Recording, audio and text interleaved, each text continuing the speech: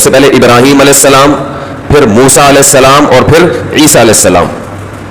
یہ 3 پیغمبر ایسے ہیں کہ جن کے نام لیوا، فالوورز بھی آپ کہنا مشکل ہے کیونکہ فالو تو کرتے نہیں ہے کوئی، نام لیوا ان کو ماننے والے کہ ان کے راستے میں اللہ نے نجات رکھی ہے. آج بھی دنیا میں سب سے زیادہ ان کو ماننے والے لوگ بولو بھائی موجود ہیں. دنیا کا سب سے بڑا مذہب عیسائیت ہے. وہ کس کو مانتے ہیں؟ عیسیٰ علیہ السلام. عیسیٰ علیہ السلام کی تو نہیں مانتے لیکن بہرحال ان کو مانتے ہیں کہ ان کی ماننی چاہیے، اتنا مانتے ہیں. وہ مانتے ہیں کہ نجات کس میں ہے؟ بھائی دنیا کا سب سے بڑا مذہب عیسائیت ہے نا. جرمن ہے، جرمنی میں عیسائی ملیں گے، امریکہ میں ملیں گے، لندن میں ملیں گے، پتہ نہیں کہاں پوری دنیا میں، پاکستان میں، انڈیا میں، ہر جگہ. وہ الگ بات ہے کہ کچھ دنوں میں اسلام بن جائے گا دنیا کا سب سے بڑا مذہب انشاءاللہ. یہ تو رپورٹیں ہیں ان کی. اور اسلام کیوں بنے گا؟ 2 وجہ سے. ایک تو یہ کہ ادھر سے بہت بڑا مال ادھر آ رہا ہے، یعنی ادھر کے لوگ کنورٹ ہو رہے ہیں کس میں؟ یہ جو لوگ کہتے ہیں نا اسلام تلوار سے پھیلا ہے، تو آج تو مسلمان مغلوب ہیں. اب اسلام اتنی تیزی سے کیوں پھیل رہا ہے دنیا میں؟ سب سے زیادہ جو فالوورز ہیں دنیا میں وہ کس کے ہیں؟ حضرت عیسیٰ علیہ السلام کے، جو میرا اصل موضوع چل رہا تھا. حضرت عیسیٰ علیہ السلام کے بعد سب سے زیادہ فالو کیا گیا حضرت موسیٰ علیہ السلام کو. علماء نے پیغمبروں کے درجات بیان کیے ہیں. سب سے بڑا رتبہ محمد صلی اللہ علیہ وسلم کا، اس کے بعد حضرت ابراہیم علیہ السلام کا، اس کے بعد حضرت موسیٰ علیہ السلام کا، اور اس کے بعد حضرت عیسیٰ علیہ السلام کا. یہ 4 پیغمبر اس ترتیب سے ہیں رتبے میں، مقام اور مرتبے میں.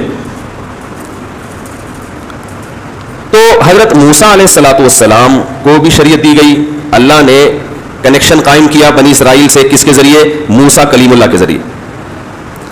اور اللہ حضرت موسیٰ کو کوہ طور پہ بلا کے خود کلام کرتے اور کہتے جاؤ اپنی قوم کو میری طرف سے یہ پیغام پہنچا دو. حضرت عیسیٰ علیہ السلام پر فرشتہ وحی لے کر آتا اور کہتا کہ یہ پیغام عیسائیوں کو پہنچا دے. کتابیں دی ان کو، انجیل دی اللہ نے. اور اللہ نے حکم دیا وَلْيَحْكُمْ أَهْلُ الْإِنْجِيلِ بِمَا أَنزَلَ اللَّهُ فِيهِ، کہ انجیل والوں کو چاہیے کہ انجیل کے مطابق فیصلہ بھی کیا کریں، عمل بھی کریں اس پر. إِنَّا أَنزَلْنَا التَّوْرَاةَ فِيهَا هُدًى وَنُورٌ، ہم نے تورات نازل کی موسیٰ علیہ السلام پر جس میں ہم نے گائیڈنس دی تھی، لوگوں کو سیدھا راستہ بتایا تھا، جس میں نور تھا، روشنی تھی. يَحْكُمُ بِهَا النَّبِيُّونَ، پیغمبر اس کے ذریعے فیصلہ کرتے، ان کے علماء اس کے ذریعے فیصلہ کرتے. تو یہ وہ دور تھا جب یہود اور نصارہ کا دین محفوظ تھا.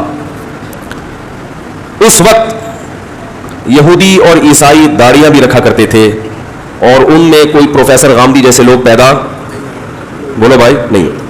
آپ پرانے یہودی، پرانے عیسائی، بلکہ یہودی تو اب تک رکھ رہے ہیں، یہودیوں میں اب تک پروفیسر صاحب جیسے لوگ پیدا، اتنا لبرل ہونے کے باوجود بھی انہوں نے لبرل گیری کی انتہا نہیں کی ہے. سمجھ میں آ رہی ہے بات؟ ایک تو ہوتا ہے لبرل پنا، ایک ہوتا ہے لبرل گیری. یہ اس میں فرق کیا ہے وہ پھر کسی وقت انشاءاللہ بتائیں گے.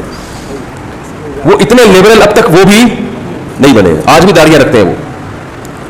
تو وہ ایک دور تھا کہ ان کی شریعت محفوظ تھی، وہ اس پر عمل کرتے تھے.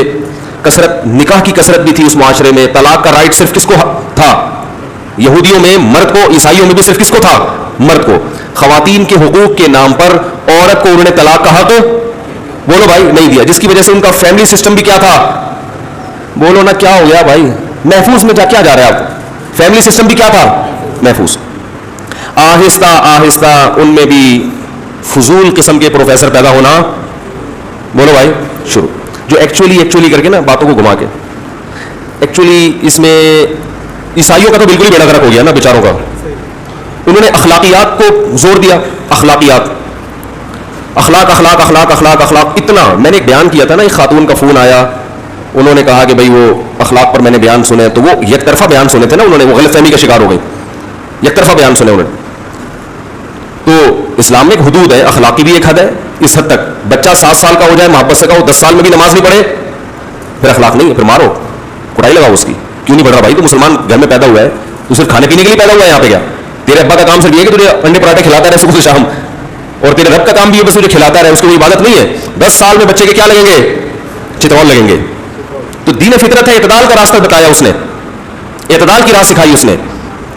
تو عیسائیوں نے اخلاق اخلاق تاکہ لوگ ہمارے دین کی طرف مائل ہوں کہ دیکھو کتنے اچھے اخلاق ہوتے ہیں کتنے. تو ایسا اخلاق سکھایا جو واہ واہ کرنے کے لیے تو بہت اچھے تھے. جب ممبر پہ خطیب بیٹھ کے وہ بات کرے گا تو لوگ کہیں گے واہ واہ واہ واہ واہ، مگر وہ پریکٹیکلی اس اخلاق کو فالو کرنا کسی کے بس میں نہیں تھا. وہ اخلاق کیا تھے؟ اگر کوئی تمہارے ایک مکہ مارے، ایک چانٹا مارے، تو دوسرا گال بھی آگے کر لو کہ بھائی کر لے یار. تو وہ نا ایکچولی کر کے جو ان کے جو پیغمبر کی اصل تعلیمات تھیں، جو اصل تورات اور انجیل کے احکام تھے، وہ آہستہ آہستہ مسخ ہونا شروع. ہر چیز کی لاجک کر کے بیڑا غرق کر دیا. وہاں بھی ایسا ہوتا تھا کہ جب دوسری شادی ہوتی تو پہلی بیوی کو تکلیف ہوتی. تو یہ چونکہ اخلاق کے خلاف تھا کہ آپ بیوی کو تکلیف دے رہے ہیں، وہ رو رہی ہے، اس کے موٹے موٹے آنسو دیکھ رہے ہیں.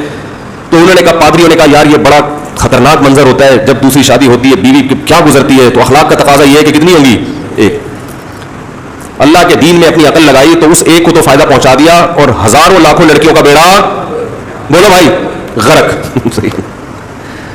ان کو شادی کے لیے بندے بولو نا مل نہیں رہے. یہ پادریوں نے لکھا ہے، میں نے اپنی کتاب میں 100 سال پرانے پادریوں کی رپورٹیں پیش کی ہیں کہ ہم نے اپنی عورتوں کا بیڑا غرق کر دیا. وہ ملازمت کر رہی ہے، وہ جاب کر رہی ہے کفالت کے لیے، وہ زنا پہ مجبور ہو چکی ہے، طلاق یافتہ. یہاں تک ایک پادری نے لکھا کہ کسی لڑکی کی منگنی ہو جاتی ہے ہمارے معاشرے میں، وہ خوشی سے انگوٹھیاں دکھاتی ہے کئی ہفتے کے، دیکھو میری منگنی ہو گئی ہے.